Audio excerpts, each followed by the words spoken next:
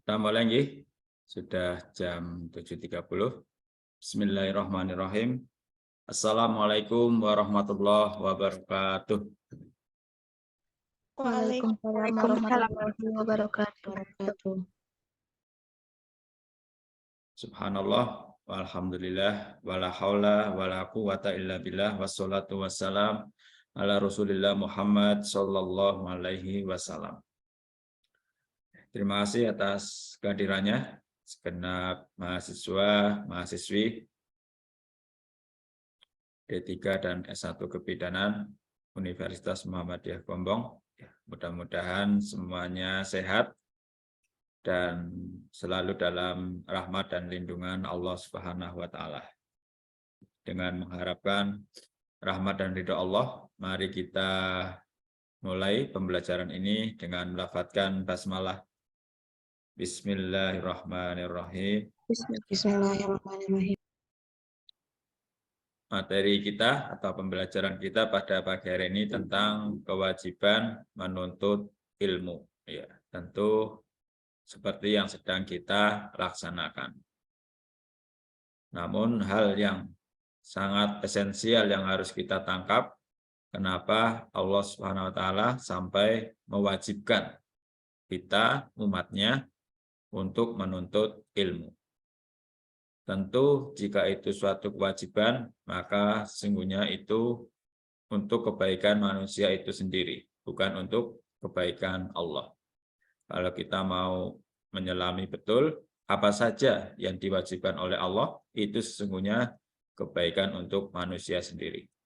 Karena Allah yang menciptakan manusia, dan Allah yang tahu apa yang paling terbaik untuk manusia.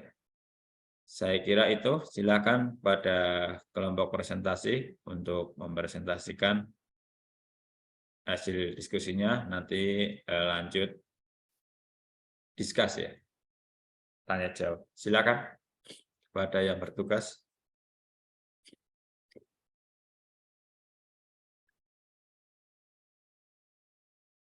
Hari ini 2 kelompok atau 1 kelompok yang presentasi? 2, Pak. Oh, 2 nih. Ya, silakan. Nanti jeda diisi langsung oleh kelompok kedua atau kelas kedua. Untuk pertanyaan bisa ditulis di kolom chat ya.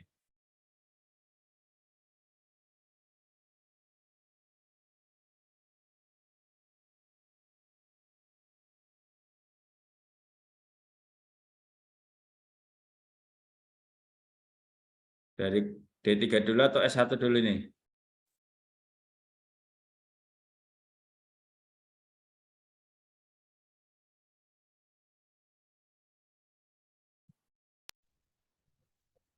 Saya dulu boleh, Pak? Ya, silakan. Share screen. Baik, sebentar, Pak. Yeah.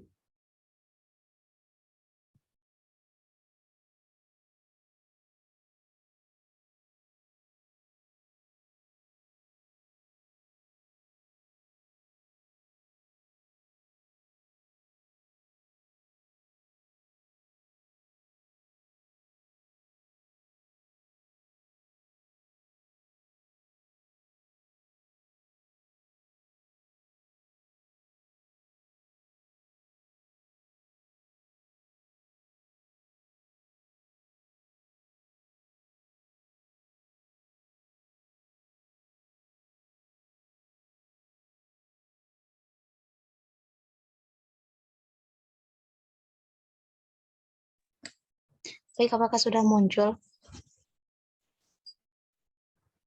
Sudah Sudah, muncul. baik. Baik, bismillahirrahmanirrahim. Assalamualaikum warahmatullahi wabarakatuh. Sebelumnya perkenalkan saya Awit Aulia. Sebelumnya perkenalkan saya Awit Aulia dari S1 Kebidanan. Baik, di sini saya akan mempresentasikan mengenai kewajiban menuntut ilmu.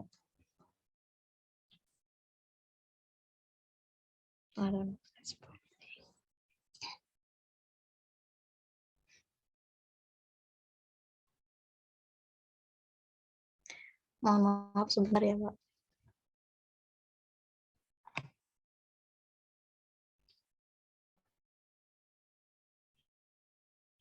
Iya, baik. Kewajiban menuntut ilmu, mengembangkan, serta mengamalkannya.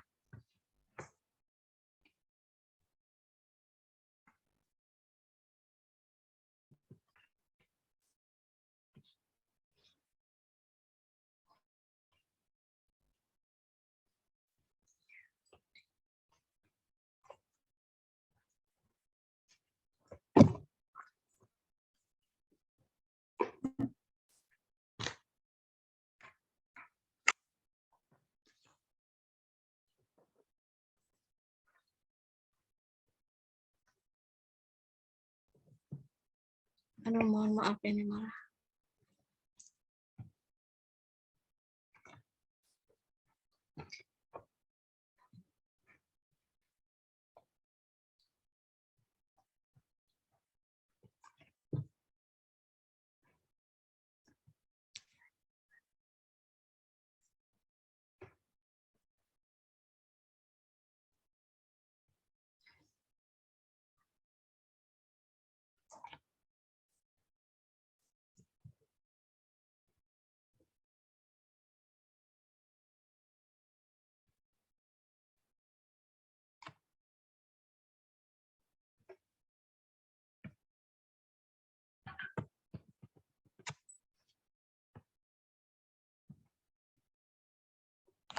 Bapak mohon maaf sebentar, saya ganti perangkat dulu ya, Pak.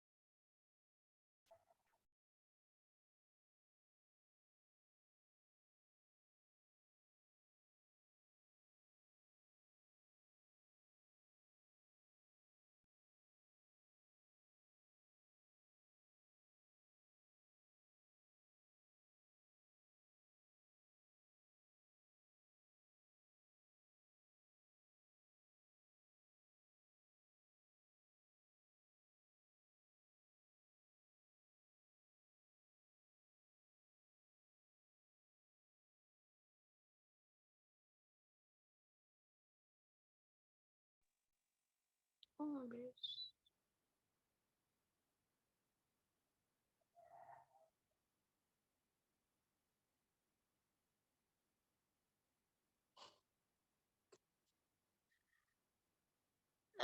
kalau D3 dulu boleh nggak?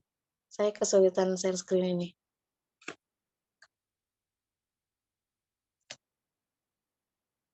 Silakan Mbak, nggak apa-apa. Mohon maaf nggih, Pak.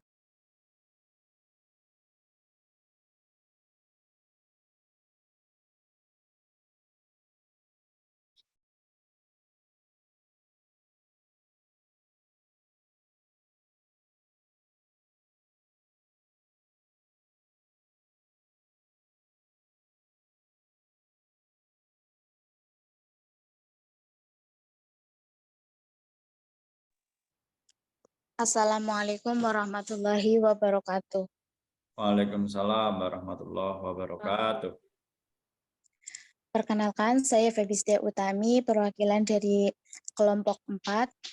Saya akan mempresentasikan hasil diskusi saya mengenai kewajiban menuntut ilmu, mengembangkan, dan mengamalkannya. Kelompok kami terdiri dari Ananda Melia Putri dan saya sendiri Febistia Utami. Yang pertama yaitu ada perintah menuntut ilmu, kedua keutamaan orang berilmu, tiga posisi ulama dalam Islam dan pentingnya keberadaan sains dalam agama, yang keempat kedudukan dan sumber sains dalam Islam. Penjelasan ilmu. Ibnu Munir berkata, ilmu adalah syarat benarnya perkataan dan perbuatan. Keduanya tidak akan bernilai kecuali dengan ilmu. Maka ilmu harus ada sebelum perkataan dan perbuatan. Karena ilmu merupakan pembenar niat, sedangkan amal tindakan diterima kecuali dengan niat yang benar. Keutamaan ilmu. Berikut beberapa keutamaan ilmu. Yang pertama yaitu ilmu tidak terputus lantaran lahirnya hayat. Kedua, ilmu merupakan tanda kebaikan seorang hamba. Yang ketiga, orang yang berilmu akan ditinggikan derajatnya. Keempat, menuntut ilmu merupakan ibadah dan akan dipermudah jalan menuju surga. 5. Ilmu adalah kehidupan dan cahaya. Anjuran menuntut ilmu. Usaha yang dilakukan oleh seseorang untuk merubah tingkah laku dan perilaku ke arah yang lebih baik, karena pada dasarnya ilmu menunjukkan jalan menuju kebenaran dan meninggalkan kebodohan. Hadis kewajiban mencari ilmu. Thalabul ilmi faridatun ala kulli muslimin wa muslimat. Artinya, mencari ilmu itu adalah wajib bagi setiap muslim laki-laki maupun muslim perempuan. Hadis riwayat Ibnu Abdil Bar. Tuntutlah ilmu karena mempelajari ilmu, karena mengharapkan wajah Allah itu mencerminkan rasa hasyayah. Mencarinya adalah ibadah, mengkajinya adalah tasbih, menuntutnya adalah jihad, mengajarnya untuk keluarga adalah takarub. Mu'adz bin Jabal. Sabda Rasulullah SAW, Bismillahirrahmanirrahim.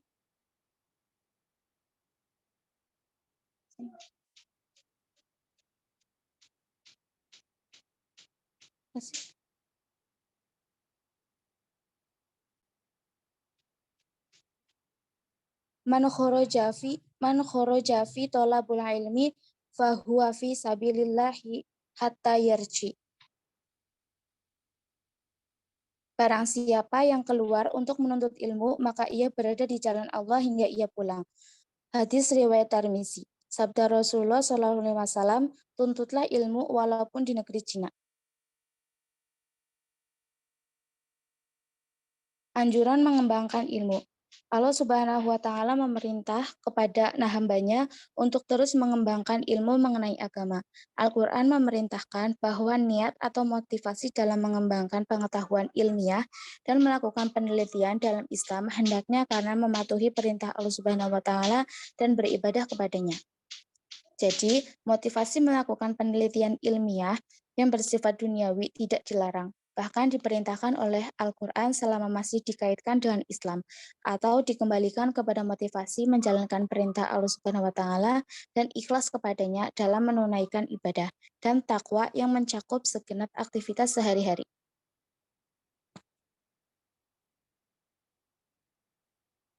Posisi ulama dalam Islam dan pentingnya keberadaan sains dalam agama. Tidak samar bagi setiap muslim akan kedudukan ulama dan tokoh agama, serta tingginya kedudukan, martabat, dan kehormatan mereka dalam hal kebaikan, mereka sebagai teladan dan pemimpin yang diikuti jalannya, serta dicontoh perbuatan dan pemikiran mereka.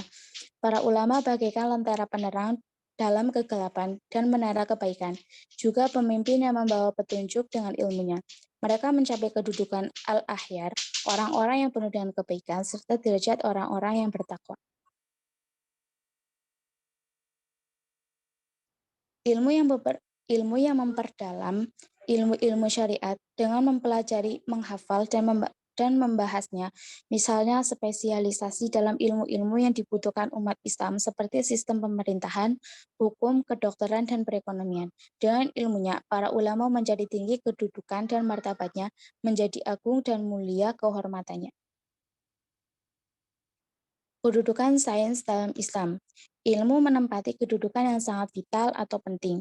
Dalam ajaran Islam, hal ini terlihat dari banyaknya ayat Al-Quran yang memandang orang berilmu diletakkan dalam posisi yang tinggi dan mulia. Di samping itu, hadis-hadis Nabi SAW juga banyak memberi dorongan bagi umatnya untuk terus menuntut ilmu. Di dalam Al-Quran, kata ilmu dan kata-kata yang sepadan dengannya digunakan lebih dari 780 kali.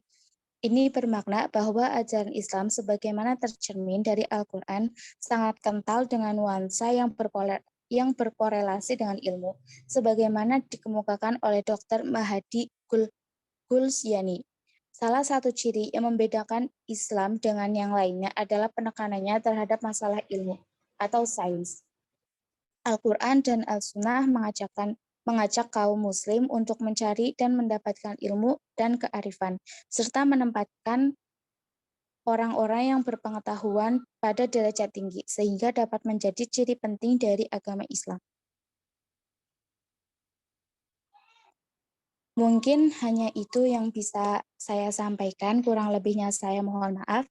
Wassalamualaikum warahmatullahi wabarakatuh. Waalaikumsalam warahmatullahi wabarakatuh. Kelompok selanjutnya sudah siap?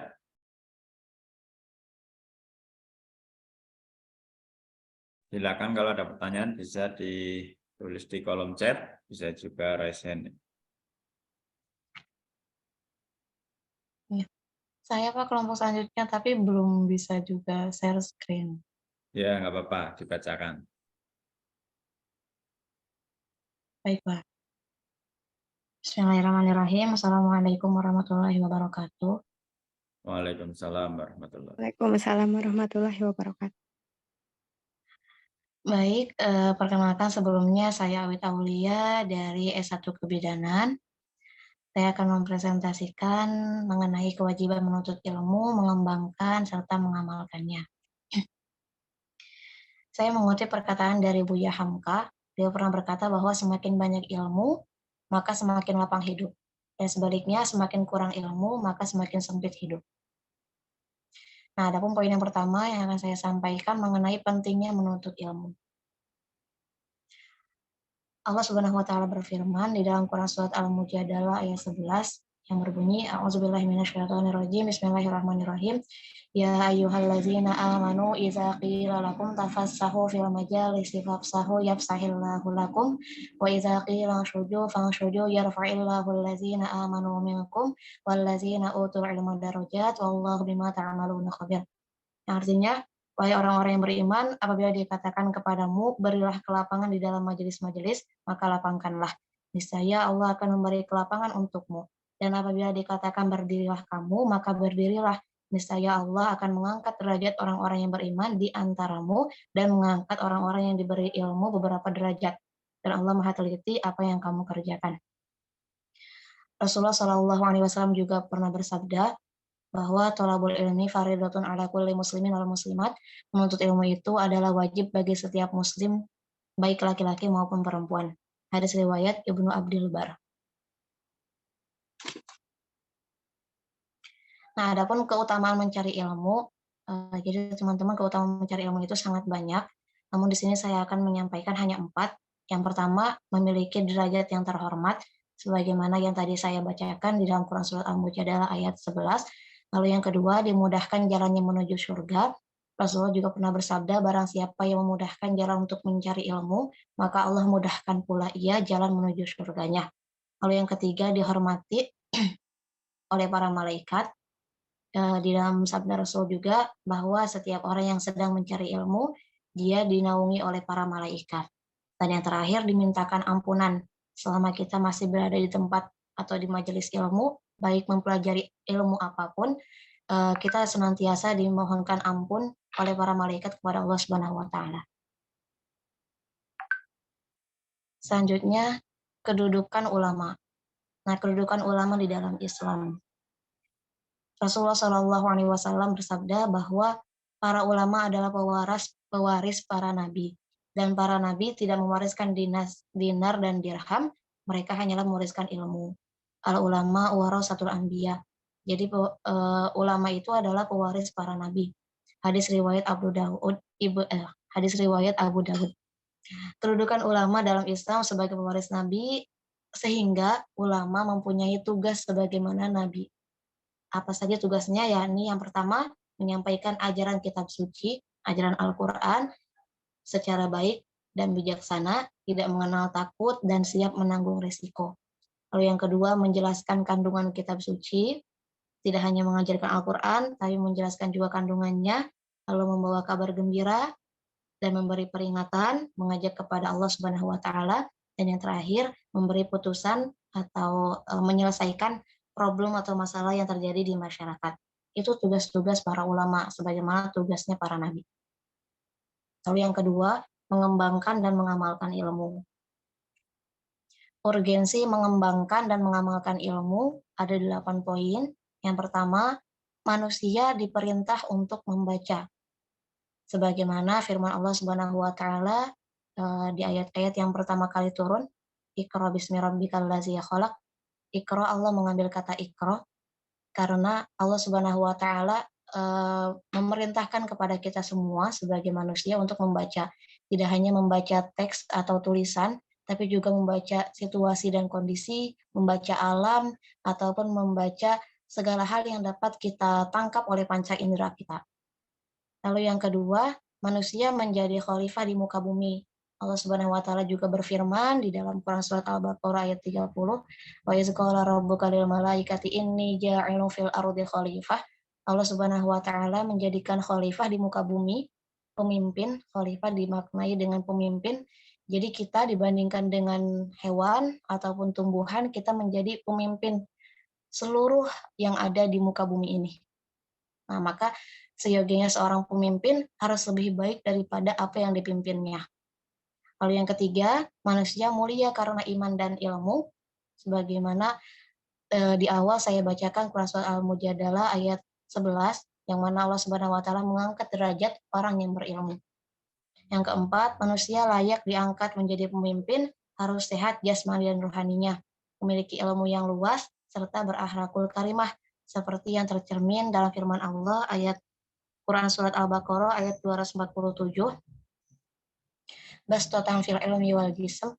Jadi Allah mengangkat seorang pemimpin itu yang kuat baik fisiknya dan juga pintar atau encer otaknya. Nah, mungkin untuk masa kini gitu di zaman sekarang kita sangat sulit menemukan orang yang bisa balance antara keduanya. Gitu, otaknya encer, terus fisiknya juga kuat. Rata-rata jika kita menemukan binaragawan atau orang yang memang expert di bidang olahraga, di bidang fisik, biasanya di akademinya kurang gitu. Ataupun sebaliknya, kita menemukan orang yang sangat jenius, tapi fisiknya lemah gitu. Bahkan seringkali punya penyakit yang mana itu menjadikan fisiknya lemah gitu. Nah, untuk zaman ini kita sulit menemukan orang yang bisa kuat di dua hal tersebut gitu. Padahal seorang pemimpin harus kuat di dua hal tersebut gitu, baik fisiknya maupun otaknya. Lalu yang kelima, manusia harus memiliki ilmu dalam melakukan suatu aktivitas. Segala hal atau segala macam yang kita punya baik yang ada di dalam diri kita ataupun yang kita punya seperti barang-barang dan lainnya, itu semua akan diminta pertanggungjawabannya gitu. Akan ditanyakan oleh Allah Subhanahu wa taala apa yang kita lakukan dengan mata kita, apa yang kita lakukan dengan telinga kita, apa yang kita lakukan dengan mulut, tangan, kaki dan seluruh yang ada di dalam diri kita. Nah, maka jika kita ingin selamat dari pertanyaan-pertanyaan tersebut, kita harus menggunakan apa yang Allah berikan itu untuk kebaikan gitu, dan kita tidak akan bisa menggunakan apa yang Allah berikan untuk kebaikan jika kita tidak tahu bagaimana cara menggunakannya. Analoginya, kita tidak akan bisa menggunakan alat elektronik dengan baik, tidak merusaknya, gitu. Kita memaksimalkan potensinya. Kita tidak akan bisa melakukan itu jika kita tidak tahu bagaimana cara menggunakannya. Gitu. Maka menuntut ilmu menjadi kewajiban karena kita harus tahu bagaimana cara menggunakan mata kita, bagaimana cara memaksimalkan potensi yang ada dalam diri kita. Lalu yang keenam, ilmu dapat mengantarkan manusia semakin takut dan tunduk kepada Allah Subhanahu wa taala. Analoginya, di saat kita hendak bertemu dengan seseorang, tapi kita tidak tahu latar belakangnya seperti apa, background-nya seperti apa, mungkin kita akan bersikap biasa saja. Tapi di saat kita akan bertemu dengan seorang yang kita tahu bahwa dia mungkin lebih dari kita, baik dari segi ilmu, harta atau apapun, kita akan sedikit lebih mempersiapkan diri gitu. Kita akan menjaga sikap kita, menjaga penampilan kita. Nah, sama halnya dengan orang yang berilmu, orang yang tahu Allah itu seperti apa, orang yang tahu bagaimana cara bertemu dengan Allah yang baik, orang yang tahu bagaimana cara beribadah, maka dia akan lebih takut kepada Allah Subhanahu wa taala dibandingkan orang yang tidak tahu. Lalu yang ketujuh, manusia diperintahkan untuk menggunakan akalnya. Di dalam Al-Quran, ya ulul albab, Allah sering sekali mention orang-orang yang berakal, orang-orang untuk berpikir. Ini menjadi sebuah bukti bahwa Allah Subhanahu wa taala ingin kita menggunakan akal kita. Allah menciptakan makhluk yang dia hanya bisa beraktivitas sejak diciptakan sampai mati seperti itu aja gitu, sebagaimana tumbuhan. Di tumbuhan tumbuh dan berkembang, hanya itu yang bisa dia lakukan. Lalu Allah menciptakan satu makhluk di atas tumbuhan yang dia bisa melakukan hal lain gitu. Dia punya nafsu juga, dia bisa berkembang biak juga, namanya hewan. Dia punya otak tapi tidak punya akal. Nah, Allah menciptakan satu makhluk di atasnya lagi gitu, yang mempunyai naluri, mempunyai kebiasaan, mempunyai otak dan akal. Jadi di saat manusia tidak menggunakan akalnya, tidak ada bedanya manusia dengan hewan. Seperti itu. Dan yang terakhir, manusia dibekali dengan potensi untuk mendapatkan ilmu. Sebagaimana panca indera yang kita punya, itu merupakan potensi kita untuk mendapatkan ilmu. Juga setiap manusia Allah titipkan ke dalam dirinya bakat-bakat terhadap suatu bidang tertentu. Dan bakat tersebut tidak akan bisa muncul atau kita rasakan manfaatnya jika tidak kita maksimalkan potensi tersebut. Jika kita tidak asah atau jika tidak kita mempelajari ilmu yang memang sesuai dengan bakat kita. Mungkin hanya itu yang dapat saya sampaikan, kurang lebihnya mohon maaf. Terima kasih. Wassalamualaikum warahmatullahi wabarakatuh. Waalaikumsalam warahmatullahi wabarakatuh. Ini sudah ada 9 pertanyaan. Mau langsung direspon atau saya isi materi yang presentasi? Kami siapkan dulu jawabannya, Pak. Oh, ini tambah 1, 10. Ya nanti bareng-bareng bahasnya. Nah, save dulu.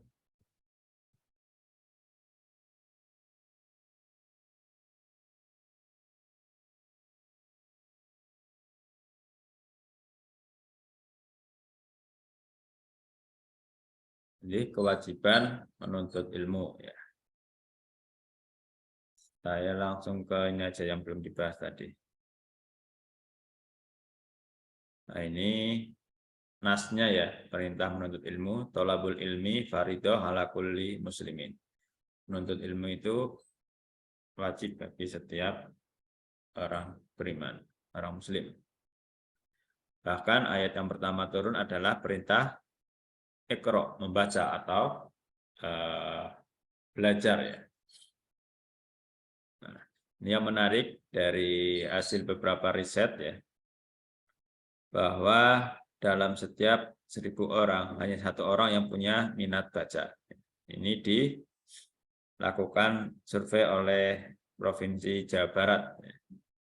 Jadi di Indonesia dari 1.000 orang itu hanya 1 orang yang punya minat baca. Kalau jumlah penduduk Indonesia 300, berarti berapa? 300 juta dibagi 1.000. Ini menunjukkan bahwa kita sekalipun mayoritas Muslim, kita belum mengimani Al-Quran dengan sebenar-benarnya. Karena jelas wahyu yang pertama adalah bacalah, tapi minat baca kita masih rendah. Karena itu wajar ketika umat Islam tertinggal daripada umat yang lain, terutama umat Yahudi ya. Di Quran Surah Al-Baqarah ayat 31 ini dijelaskan bahwa sumber dari segala ilmu awalnya adalah dari Allah, yaitu wa'allama Adamal asma'a kullaha. Dan Adamlah yang diajarkan oleh Allah nama-nama apa yang ada di alam semesta. Kemudian dari situ manusia mengembangkannya ya. Sumber awalnya baik ilmu agama maupun ilmu umum tetap dari Allah Subhanahu wa taala melalui Nabi Adam alaihissalam. Nah, ini Bill Gates ya. Beliau mengatakan bahwa investasi yang paling profitable adalah investasi ilmu pengetahuan. Ini yang jarang disadari oleh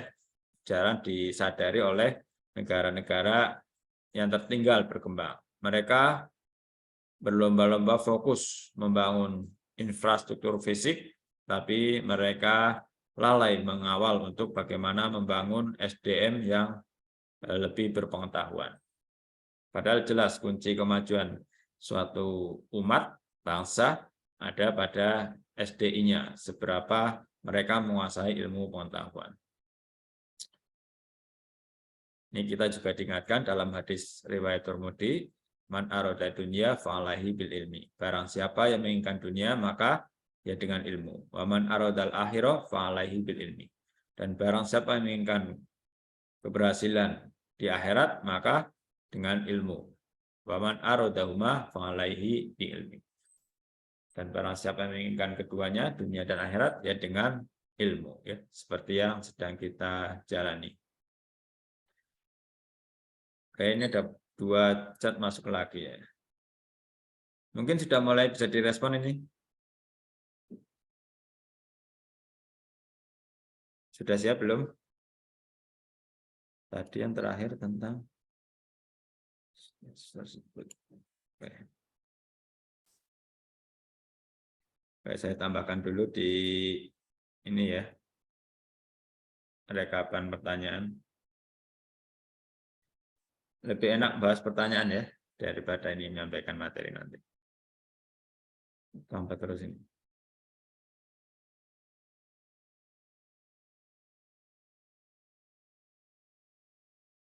Tiga belas,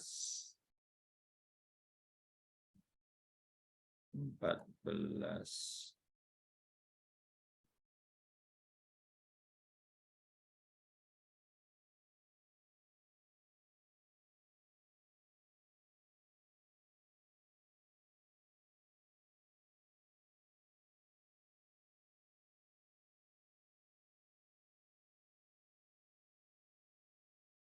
Iya, saya rekap ada 13 pertanyaan. Tambah satu lagi apa ini?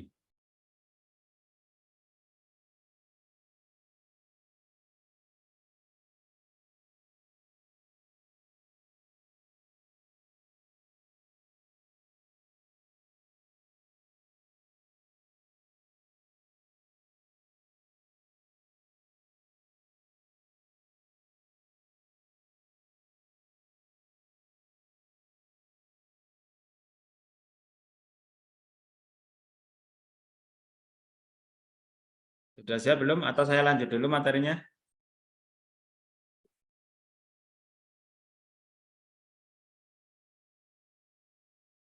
Ya, belum direspon berarti belum siap ya. Oke, saya lanjut dulu. Nah, bagaimana agar perbuatan itu bernilai ibadah, termasuk kita dalam menuntut ilmu. Dalam menuntut ilmu tidak serta-merta bernilai ibadah ketika tidak diliputi dua hal ini ya. Pertama, dalam rangka mencari ridho Allah. Ini tergantung innamal a'malu binniyat, tergantung niat kita dalam mencari ilmu. Atau hanya sekedar mencari ridho Allah atau ada keinginan-keinginan yang lain. Yang kedua dilakukan sesuai dengan tuntunan ya. Ada tuntunannya. Tadi disunahkan memulai dengan basmalah dan diakhiri dengan hamdalah. Kemudian keutamaan orang berilmu ya, dalam Quran surah Al-Mujadalah ayat 11 tadi sudah disampaikan oleh mahasiswa, akan diangkat derajatnya. Allah akan mengangkat derajat orang yang beriman dan berilmu. Artinya dua hal yang tidak bisa dipisahkan, iman dan ilmu. Ini tadi sudah, man salaka tariqan, barang siapa yang menempuh jalan untuk mencari ilmu, yaltamsi fihi ilman, sallallahu bihi tariqan ilal jannah. Maka Allah akan memudahkan jalannya menuju surga. Ini tadi juga sudah, barang siapa yang keluar mencari ilmu, maka dia tercatat sebagai fisabilillah sampai ia kembali. Tadi rata-rata sudah ya hadis-hadis ini. Nah, ini ada pertanyaan masuk lagi. Oh, ada pertanyaan untuk saya juga ya.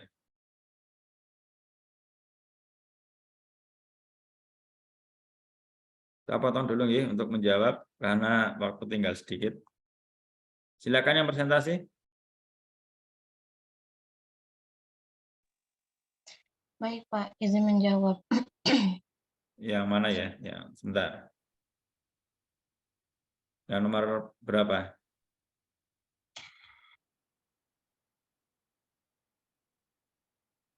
Yang nomor 1 Pak.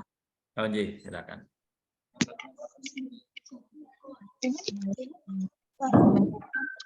Dari apa sih tujuan dalam mencari Islam? Yang pertama, menuntut karena itu merupakan perintah.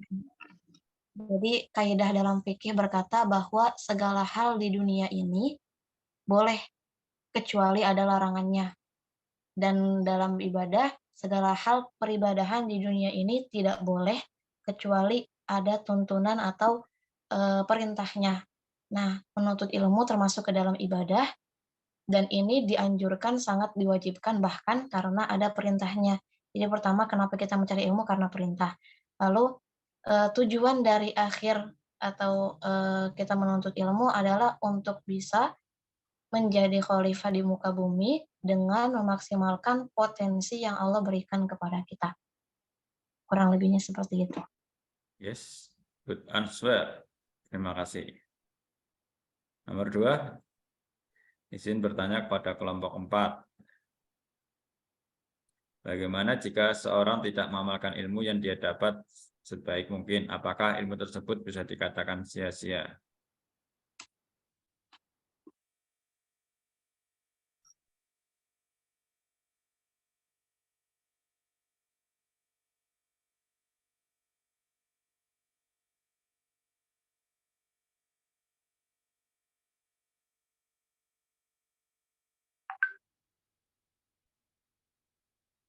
Saya mau menjawab lagi, boleh Pak?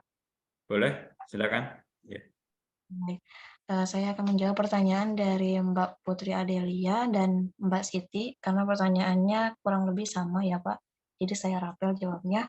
Kurang Oh, lebih ya. pertanyaannya, gimana jika seseorang punya ilmu tapi tidak mengamalkannya, lalu mengajarkannya kepada orang lain. Nah, kalau pertanyaan Mbak Putri kan bagaimana jika seorang mempunyai ilmu tapi tidak mempunyai dasar hadis ataupun dalil di dalam Al-Quran. Nah,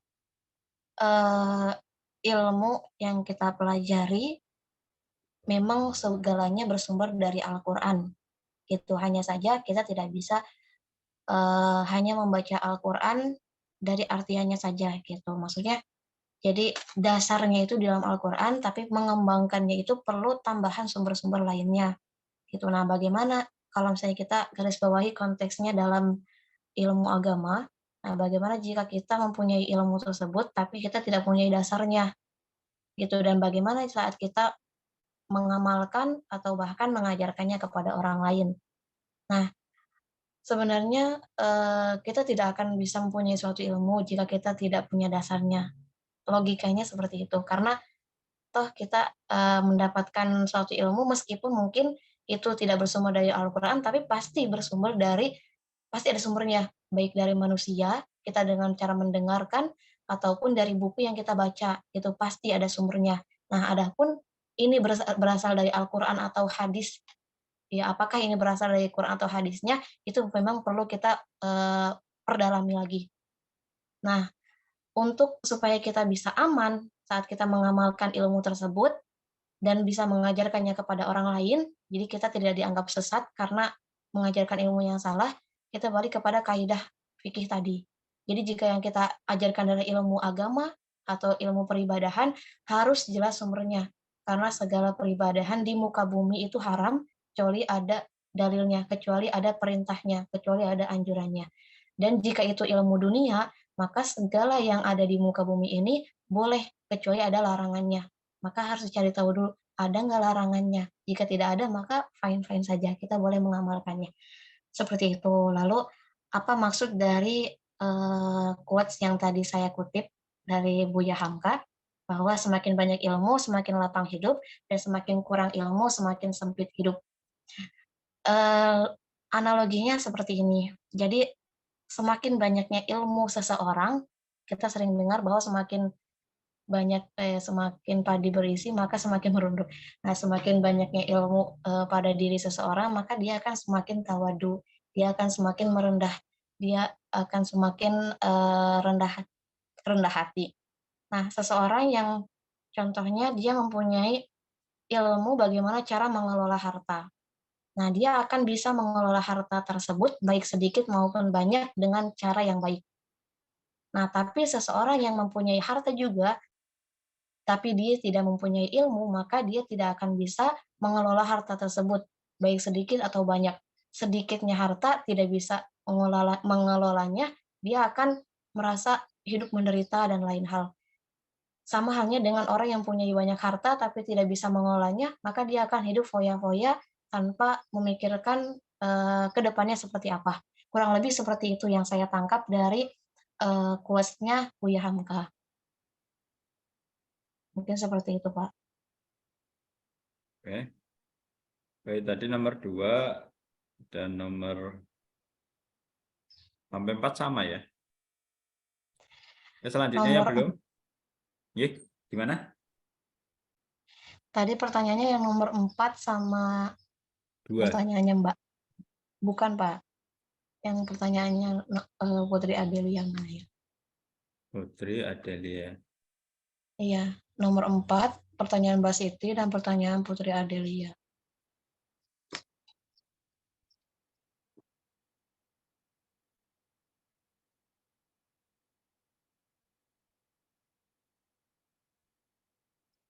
Oh, Itu nomor 12 2. ya?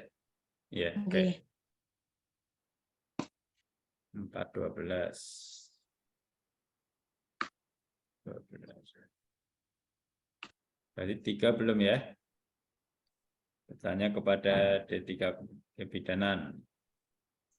Izin menjawab, Pak. Y. Ya, sebelumnya saya Ananda Bella Putri dari kelompok 4 D3 Kebidanan izin menjawab pertanyaan dari Mbak Marlina mengenai bagaimana jika seseorang tidak mengamalkan ilmu yang dia dapatkan sebaik mungkin. Apakah ilmu itu bisa menjadi sia-sia? Ketika kita menuntut ilmu tapi tidak mengamalkan ilmu itu dengan baik, maka itu lebih buruk lagi dari binatang ternak. Adapun ketika kita berilmu dan mengamalkan ilmu, maka kita menjadi manusia yang Allah angkat derajatnya, bahkan bisa melebihi para malaikat. Seperti itu, Pak. Ya. Lagi, ayo bagi tugas yang menjawab.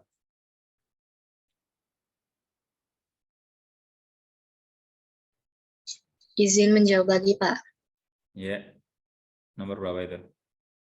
Pertanyaannya Mbak Arina. Oh ya, 5 ya. Ya.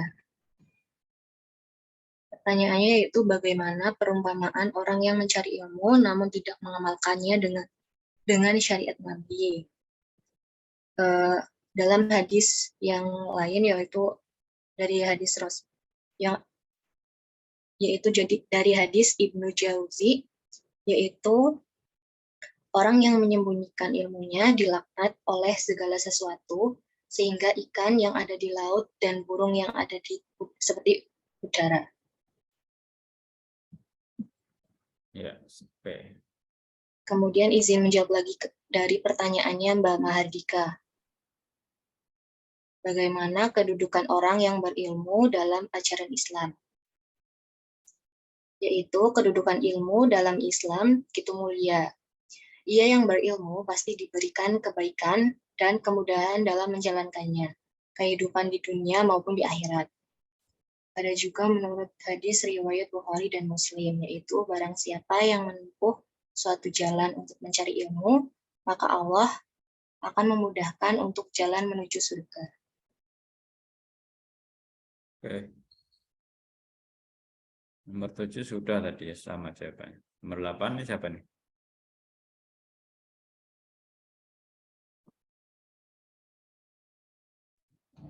Saya Pak izin menjawab nomor 8. Siap. Silakan. Baik, pertanyaannya, jika seseorang menggunakan jadi kan manusia akan mulia dengan iman dan ilmu. Nah, jika seseorang menggunakan ilmunya untuk hal-hal yang tidak diperbolehkan atau diharamkan, apakah konsep manusia mulia karena ilmu dan amalnya masih berlaku? Nah, yang perlu digarisbawahi bahwa seorang itu mulia karena iman dan ilmunya, bukan ilmu dan amalnya. Jadi, seseorang yang mempunyai iman tidak mungkin mengamalkan ilmunya dalam hal yang tidak baik. Jadi karena iman yang dia punya dalam dirinya, maka dia akan senantiasa mengamalkan ilmunya hanya untuk yang baik-baik saja. Tapi bukan berarti kita tidak boleh mempelajari ilmu yang tidak baik. Contohnya kita boleh mempelajari ilmu bagaimana cara nyopet atau maling gitu misal. Nah, tapi bukan untuk diamalkan gitu, tapi untuk menjadi perhatian dalam diri kita, oh kita tahu cara taktiknya orang yang maling, maka kita akan senantiasa mawas diri, seperti itu. Jadi tidak berlaku konsep seorang manusia mulia karena iman dan ilmunya bagi manusia yang mengamalkan ilmunya dalam hal keburukan. Karena manusia mulia dengan iman dan ilmunya, bukan ilmu dan amalnya. Seperti itu kurang lebihnya.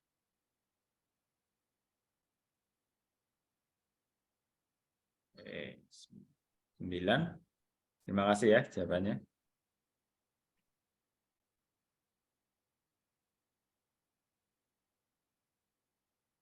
Dari Mbak Intan Kesuma Ningtyas, bagaimana pentingnya suatu ilmu terhadap perkembangan Islam? Izin menjawab Pak, pertanyaannya Mbak Safira. Ye, Mbak Safira.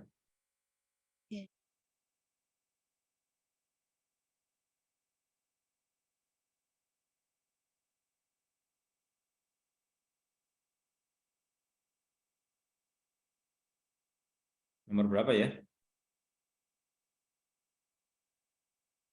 Delia.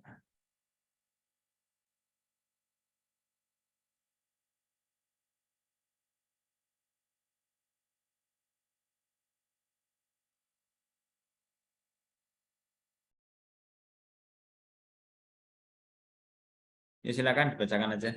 Mungkin terlewat saya. Ya, jawabannya itu ilmu didahulukan atas ucapan dan perbuatan, karena ilmu itu pelurus niat, di mana niat itu akan memperbaiki amalan. Karena itu, setiap umat Islam wajib memiliki pengetahuan sebelum berkata dan beramal. Ucapan dan perbuatan kita tidak akan ada nilainya bila tanpa ilmu. Oke. Good. Lanjut. Izin menjawab, Pak. Ye. Pertanyaannya Mbak Intan. bagaimana pentingnya suatu ilmu terhadap perkembangan Islam. Jadi, Islam akan meninggikan derajat orang-orang yang berilmu. Begitu pentingnya ilmu dalam Islam sehingga diperintahkan melalui Al-Quran maupun hadis. Dalam Islam juga tidak boleh mendikotomikan ilmu. Semua ilmu saling berhubungan dan tentunya semuanya kembali kepada kitab Allah. Yes.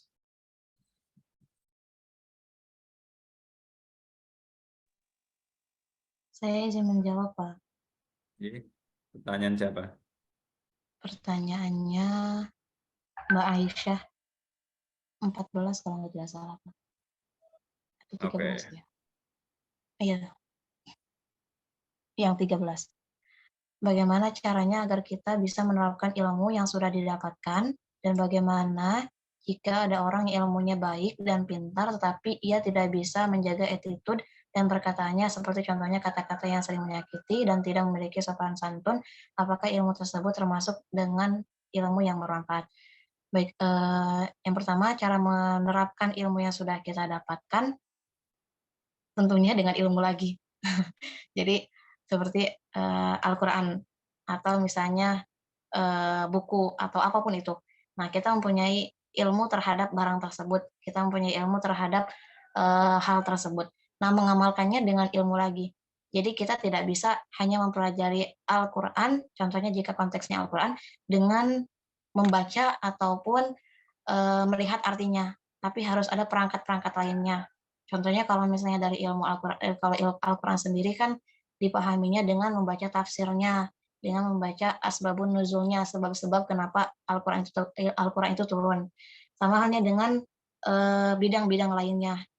Gitu. Di dalam matematika, contohnya rumus peluang atau Pitagoras atau aljabar apapun itu. Nah, kita mempunyai ilmu tentang hal tersebut, gitu, tentang rumus-rumus tersebut. Nah, kita mengamalkan rumus itu di dalam kehidupan sehari-hari dengan ilmu juga. Jadi mengamalkan ilmu dengan ilmu. Kurang lebihnya seperti itu. Lalu bagaimana jika ada orang yang ilmunya baik dan pintar tapi attitude-nya tidak baik? Nah, berarti ilmu mengenai adab atau sopan santun belum sampai kepada orang itu. Jadi kemungkinannya ada dua. Yang pertama, ilmu tentang attitude-nya belum sampai. Jadi dia belum mempelajari ilmu mengenai adab. Yang kedua, dia tahu tapi tidak mengamalkannya. Seperti itu. Hanya itu dua kemungkinannya. Seperti itu, Pak. Oke.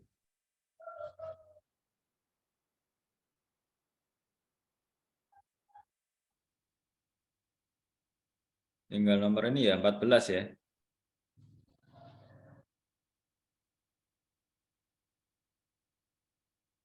Nah, itu ada yang nyelip, Pak, di nomor Oh 14 iya, itu ada dua pertanyaan.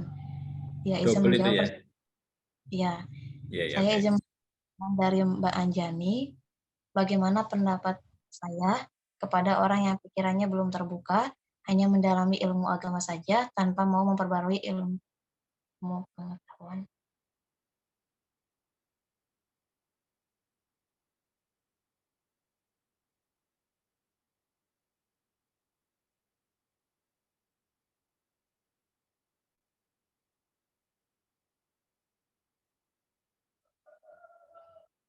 Seperti ini ya. Iya, Pak, sudah muncul. Hanya mendalami ilmu agama saja tanpa mau memperbarui ilmu pengetahuan yang dia punya. Benar-benar bertentangan antara Islam dan sains yang sama sekali tidak bisa diambil kompromi antara keduanya. Nah, karena kita memang mempelajari IPTEX, ilmu pengetahuan dan teknologi, dalam ranah Islam juga, Islam dan ilmu pengetahuan dan teknologi. Nah, seseorang yang hanya mempelajari ilmu agama adalah sebagaimana Rasulullah SAW itu pernah suatu ketika diceritakan bahwa ada seseorang yang memang kerjaannya hanya berdoa saja di dalam masjid. Nah, lalu Rasulullah SAW menegurnya. Gitu, Rasulullah menegurnya karena Rasulullah tidak menghendaki gitu sesoleh apapun orang itu, tapi Rasulullah tidak menghendaki jika kerjaannya hanya berdoa saja, gitu, memperdalam ilmu agama saja, tidak. Karena kita punya bagian di dunia dan kita punya bagian di akhirat. Dan kita harus memaksimalkan keduanya. Jadi tidak bisa kita punya ilmu akhirat saja tanpa ilmu dunia, ataupun ilmu dunia saja tanpa ilmu akhirat. Karena untuk sampai ke akhirat kita harus melalui fase di dunia, dan kita tidak bisa memaksimalkan potensi kita di dunia jika tidak mencari ilmu di dunia.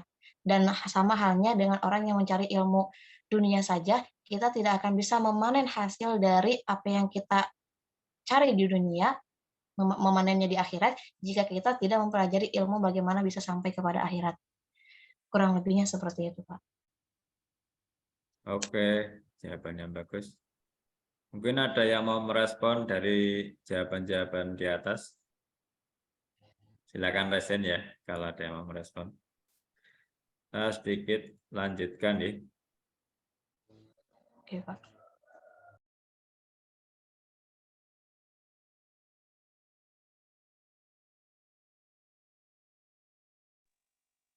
Izin Nih. menjawab. Silakan.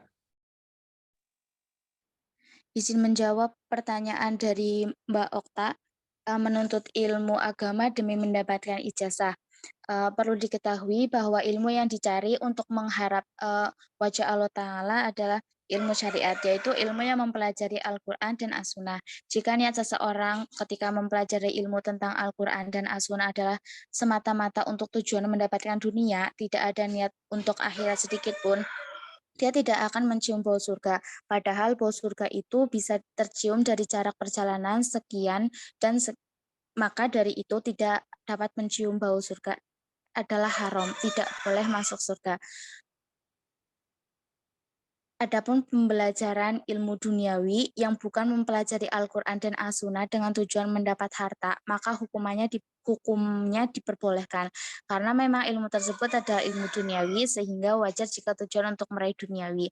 Meskipun demikian, hendaknya seorang muslim meniatkan ketika mempelajari ilmu dunia tersebut agar dia dapat memberikan manfaat kepada kaum muslimin, atau sebagai sarana menegakkan dan mempermudah pelaksanaan ibadah-ibadah, sehingga dengannya dia menjulang pahala akhirat sesuai dengan niatnya tersebut. Oke. Masih ada yang mau menyampaikan? Saya, Pak, menjawab nomor 11. 11, oke. Good. Izin menjawab pertanyaan dari Mbak Novita, bagaimana sikap kita jika terdapat orang yang memiliki ilmu namun dia tidak menggunakan ilmu tersebut dengan benar? Ada pepatah yang mengatakan bahwa ilmu tanpa amal itu bagaikan pohon tanpa buah. Jadi bermanfaat hanya untuk dirinya saja, gitu, tapi tidak bisa memberikan manfaat yang banyak. Jadi pohon yang tanpa buah hanya bisa memberikan manfaat yang sangat sedikit. Tetap bisa memberi manfaat tapi hanya sedikit, gitu. Contohnya, maksudnya memberi manfaat hanya sedikit adalah jadi di saat dia tahu misalnya ada hukum tertentu misalnya di dalam sebuah pendidikan. Nah, dengan dia tahu itu kan bermanfaat bagi dirinya ya, tapi dia tidak mengamalkannya, sama halnya dengan pohon tanpa buah tadi. Dan juga di saat kita nanti kelak di yaumul akhir tidak akan bergeser dua telapak kaki seorang hamba pada hari kiamat sampai dia ditanya atau diminta pertanggungjawaban tentang umurnya dihabiskan untuk apa dan ilmunya bagaimana dia mengamalkannya. Jadi kalau di dunia dia tidak akan bisa memberi manfaat baik bagi diri ataupun orang-orang sekitarnya, dan jika di akhirat dia akan disiksa karena tidak mengamalkan ilmu yang dia punya. Kurang lebihnya seperti itu. Oke. Good. Masih ada? Izin menjawab, Pak. Oh ya. Izin menjawab pertanyaan dari Mbak Sekar. Bagaimana cara menumbuhkan semangat dalam mencari ilmu dan mengembangkan teknologi dalam kehidupan sehari-hari? Yang pertama yaitu rajin beribadah dan mengaji Al-Quran. Yang kedua, memohon diberikan petunjuk Allah Subhanahu wa Ta'ala. Yang ketiga, berdoa kepada Allah Subhanahu wa Ta'ala agar diberi kemudahan dalam mempelajari ilmu-ilmu agama. Yang keempat, itu menghindari perbuatan-perbuatan yang dilarang oleh agama. Yang kelima, menyampaikan ilmu kepada orang lain.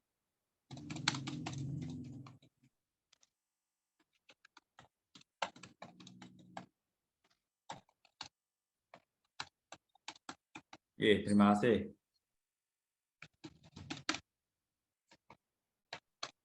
Izin menjawab lagi, Pak. Ya. Izin menjawab dari pertanyaannya Mbak Sevi, apakah tujuan akhir atau inti dalam menuntut ilmu dalam Islam? Dan bagaimana jika ada orang yang berilmu tetapi tidak diamalkan? Dalam Islam, menggali ilmu sebagaimana disebutkan bukan semata-mata bertujuan praktis. Ialah digunakan di dalam menjalani hidup sehari-hari, melainkan untuk mengenal Allah, zat Tuhan tidak akan bisa dikenali kecuali melalui ciptaannya.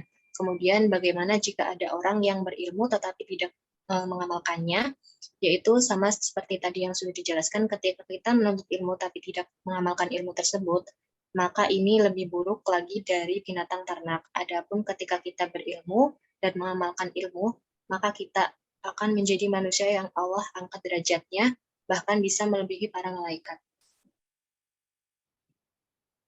Oke, terima kasih.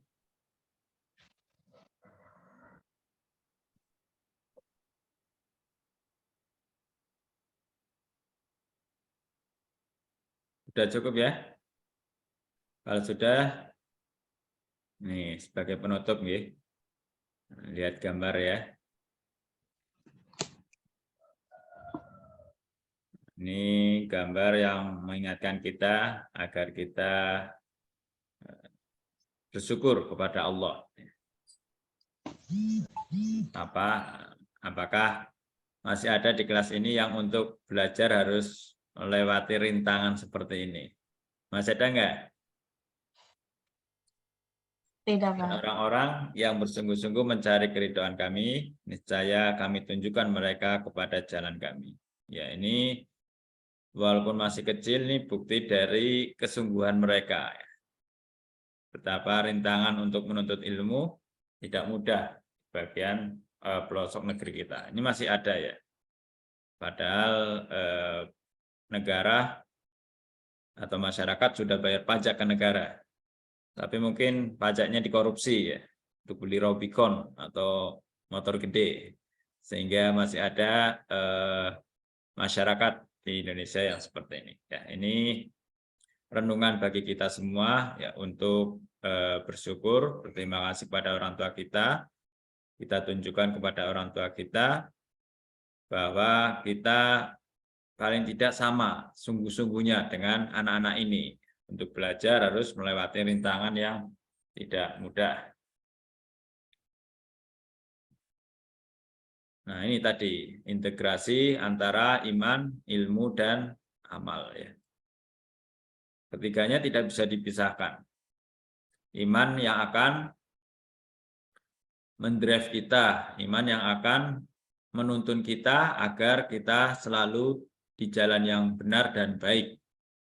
Sedangkan ilmu itu yang akan secara teknis memberikan tujuan kepada kita bagaimana mencapai secara efektif dan efisien. Kemudian ketika kita sudah punya iman, ilmu, ya harus diamalkan agar manfaatnya lebih luas kepada orang lain dan agar menjadi amal jariah bagi kita di kehidupan akhirat. Saya kira itu ya. Nah, ini penutup dari Imam Al-Ghazali. Semua orang beriman akan celaka kecuali mereka yang berilmu. Iman saja tidak cukup. Kita akan celaka ketika kita beriman tanpa berilmu.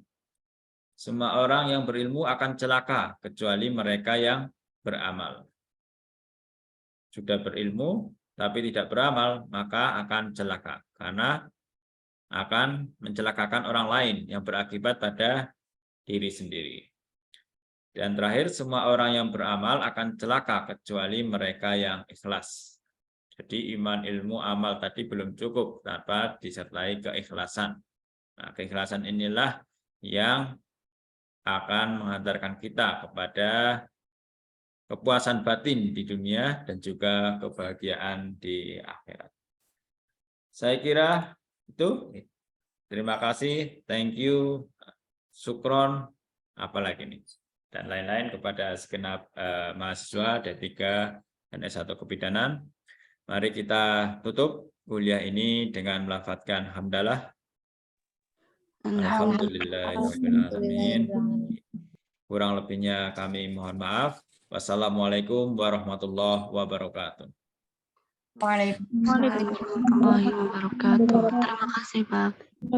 Ye, sami-sami. Saya izin